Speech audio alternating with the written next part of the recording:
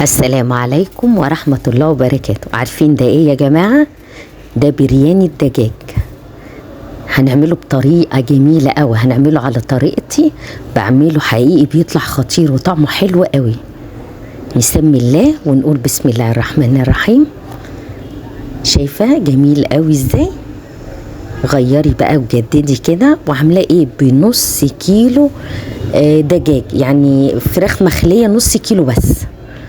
طالع جميل قوي. وتعملي بقى الكميه اللي انت عايزاها بقى في الرز، يكفي حقيقي ما اقولكيش. يعني لو عازمه حد هيشرفك وطعمه حلو قوي ويكفي، يعني يكفي كميه كبيره قوي. شايفه الكميه دي كلها من نص كيلو فراخ مخليه. بتجيبي بقى شويه بصل محترمين كده، بيحتاج بصل كتير، البرياني بيحتاج بصل كتير قوي. بقطع زي ما انت شايفه كده البصل اهو، بالطريقه اللي انت شايفاها دي. وبعد كده اجيب بقى طبق واحطه فيها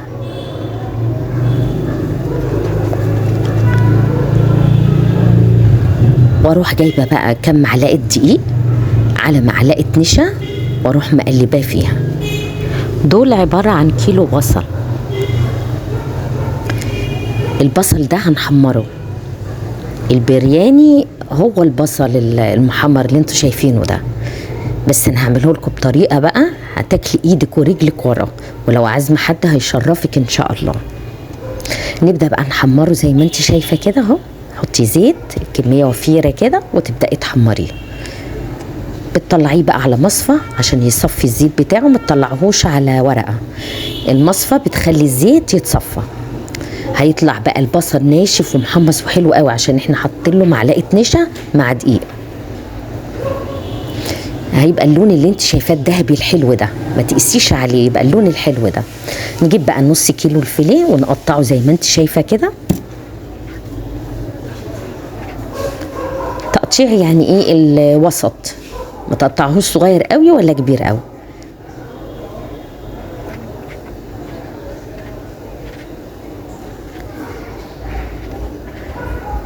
خلصنا الكميه اهي وقطعناها. ببدا بقى انقله واحطه في الطبق، واجيب بصلايه وسط وابدا اقطعها مكعبات عاديه.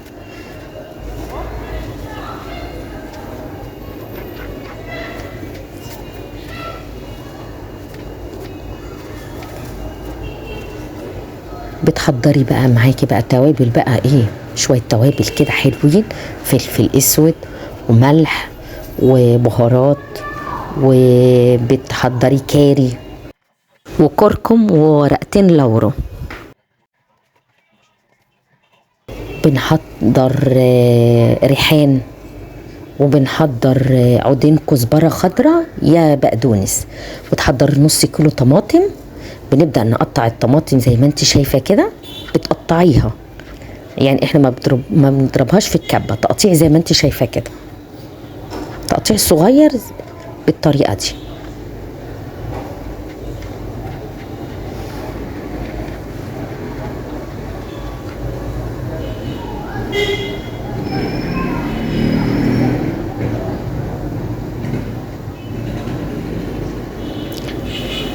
خلاص قطعنا الطماطم. بنجيب بقى قرن فلفل حراق،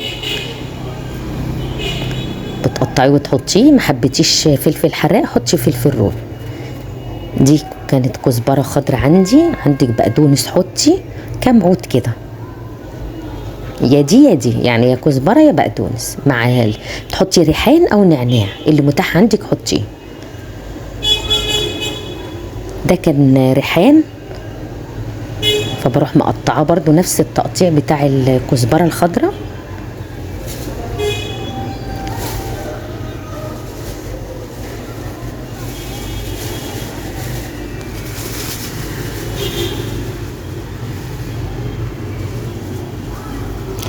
ده ورق لورو، وعندك فلفل اسود وثوم،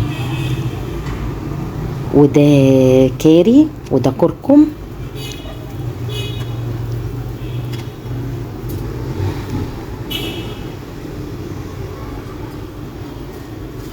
وبتحضري زعفران، بيبقى حلو قوي الزعفران معاه.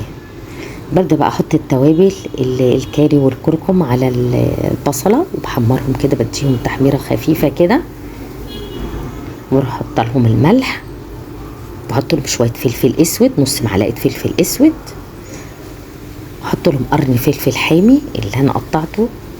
ببدأ كده بحط بقى الفراخ واحط ورقتين لورو عليها. بعد ما تشوح بقى البصله مع التوابل كده وتشم ريحتها، تبداي تحطي الفراخ، تاخد تشويحه برده، تشوح كويس. وبعد كده تبداي تحطي الطماطم اللي انت مقطعاها مكعبات. وبعد كده ببدا احط الريحان او النعناع والكزبره الخضراء او البقدونس يا ده، واحط التوم 5 فصوص توم كده دقهم، واروح احطهم للفراخ تتشوح بالفراخ شويه كده.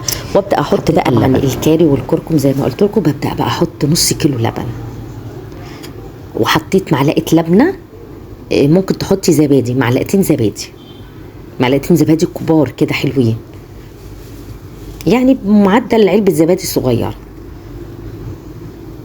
انا حطيت معلقه لبنه كبيره. بتقلبيه حلو بقى وتسيبيه بقى يستوي مع نفسه كده. ببدأ بقى اجيب حلة واحط فيها مية عشان تغلي، هي كده غليت معايا. ببدأ احط بقى الرز، انا هسلق الرز. انا جايبة نص كيلو رز بسمتي وكده، حطيته على النار بسلقه. وببدأ احط له بقى فلفل اسود وملح.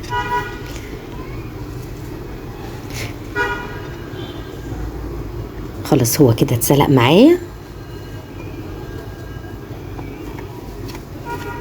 ابدأ بقى اصفيه.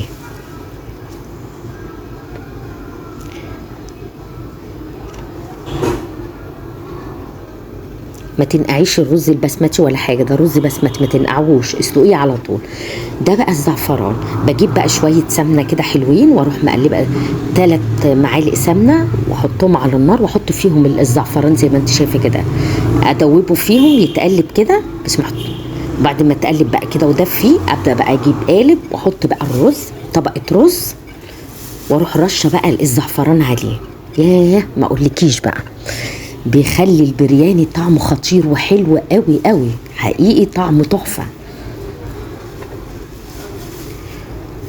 احط شويه كده زي ما انت شايفه الزعفران، وابدا احط بقى طبقه الفراخ، التعصيجه اللي انا عاملاها بقى، الفراخ اللي انا كنت مسويها بالبصل.